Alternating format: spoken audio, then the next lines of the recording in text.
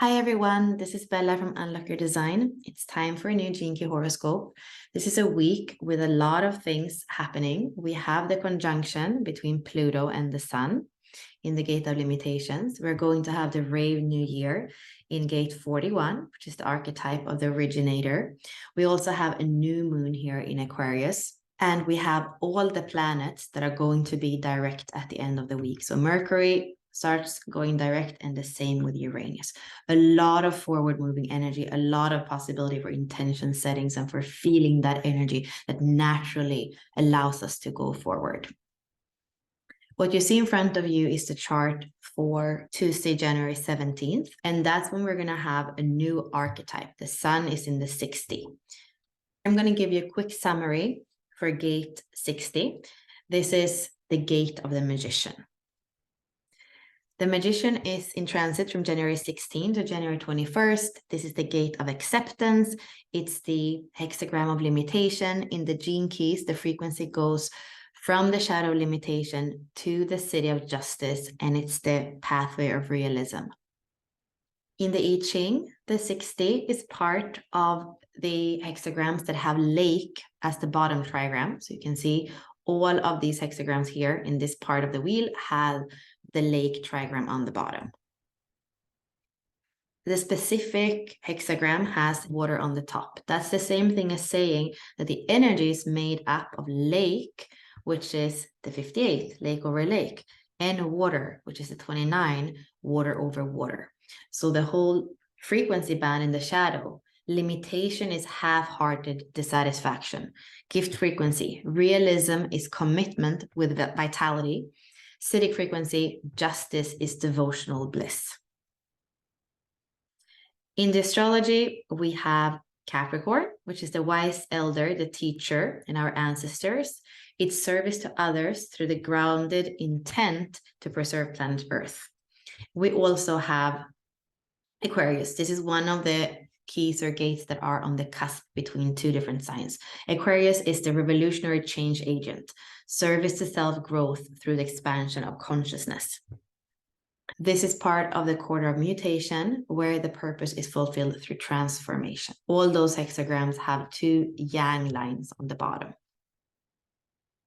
In human design, this is the gate of acceptance, like we said.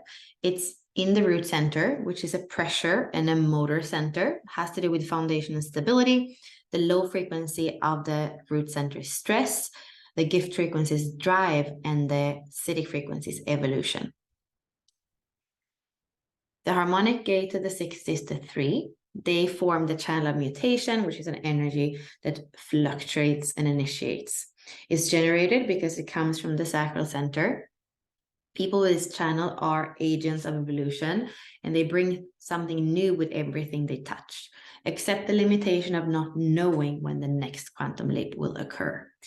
The frequency band for that whole channel goes from the shadow of depression to the city of glory, and it's the gift of mutation. The programming partner is the 56. So we have the cusp between Aquarius and Capricorn with the 60, and then we have the cusp between Leo and Cancer, and that's the 56.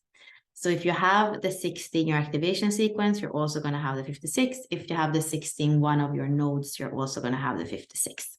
You will see here that the shadows of limitation and distraction go hand in hand.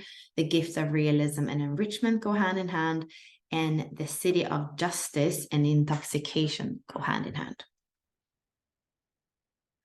We also see that the 60 is individual circuitry, and it's part of what we call the knowing circuit. The main keynote here is empowerment. The incarnation cross is going to be activated by the conscious and unconscious Sun and Earth for the next 4 days. From the 1-3 profile to the 4-6 profile is the right angle cross of laws. This cross is made up of the 60, the 56, the 50, and the 3. And this is a cross that has the energy of holding the boundaries of laws. You understand that laws are important because they maintain order and hold our society together. Your energy is bound to the traditional laws or the older customs. In general, lawmaking is an evolutionary process. Rules are established and over time, sometimes taking thousands of years, they change. We cannot just abandon all laws and choose new ones, because there needs to be a consistency. You have the energy to provide that stabilizing force and remind us of the rules that hold us together. So here you see why we call it the gate of limitation. The 60 is on the cusp of Capricorn. That has to do with the structures of society. Here on Tuesday and Wednesday, we have Pluto and the Sun together in gate 60, right before the Rave New Year, right before gate 41. Pluto has to do with transformation, with shadow work. Here in the gate of limitation, when the Sun is illuminating, we need to look at the things that are seemingly obstacles for us, and the things that we need to let go of before we move on into the new year. Here with opposition to Lilith. Lilith is the archetype that was thrown out of paradise because she was too wild and couldn't manage her, so he chose Eve instead. Here it has to do with being thrown out Eden and not have our needs fulfilled and being rejected. There can be a lot of suppressed anger. We see here that Lilith is together with the Earth, which is also a feminine archetype. And with the 56 here, that's the gate of enrichment. But in the low frequency, it has to do with not being fulfilled. What's beautiful here is that you see this blue triangle. There is a trine with Lilith, the moon, and Neptune. Those feminine archetypes, all of them are feminine, and they're in water signs, where I believe there's a possibility for some change, some healing, some letting go here in the emotional waters, so that we can be less heavy as we're moving on to the new year. In the Gene Key chart for Tuesday, we have the incarnation cross we just spoke about. 60, 56, 50, and 3 here in the activation sequence. The main archetype is the magician. The first line is the creator. So here this day, it's about the creative magician. That's the archetype that you can play with, that you can embody.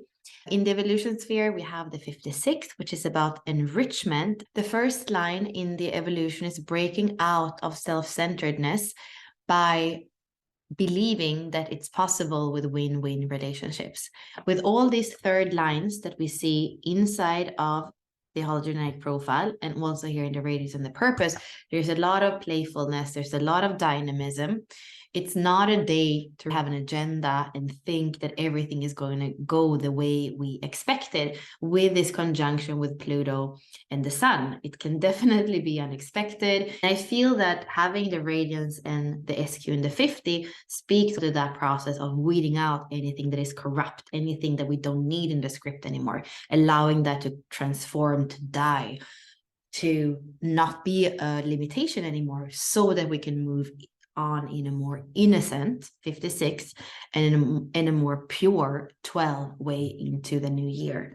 The only channel that we see here in the body graph is the moon in the 14 and then Uranus in the 2. So that connection is creating the channel of the beat, which is the keeper of the key. So there is an energy that's being circulated through the inner work that we are doing. We also have the 6 here in the attraction sphere, which is a Virgo energy, which has to do with creating balance. So both looking at the 50, it's about balance. When it comes to the 6, it's about balance. The purpose here is eternal child. So we can build, play, create card houses that then the wind blows away, or sand castle that then the waves take away. It's not so much about what's going to be forever, because everything is evolving. And the third Gene Key, the third line especially, knows that. So it's really living the moment. And it's that kind of celebration of life, even if we're doing deep shadow work. It doesn't matter if it's tragedy or comedy somehow. The third line is part of that whole messiness of being human, of the things that need to die, the things that need to live, the things that are transforming. All that is part of life. And the more we dare to say yes to that, the more we're coming back to our innocence, to our purity. I also wanted to remind you of the masterclass today. It's called the Setup, and it's a roadmap to Aquarius season. So we're using the energy in Aquarius, the archetypes that are activated from January 20 to February 18th to create a roadmap. And if you attend all the masterclasses for each of the 12 seasons, this year, you're going to have a solid foundational understanding of astrology in terms of the 12 signs, 12 houses, and the 9 planets. You can still register, and if you can't attend, you'll get a replay and the PDF for the roadmap. Thank you so much. Bye for now.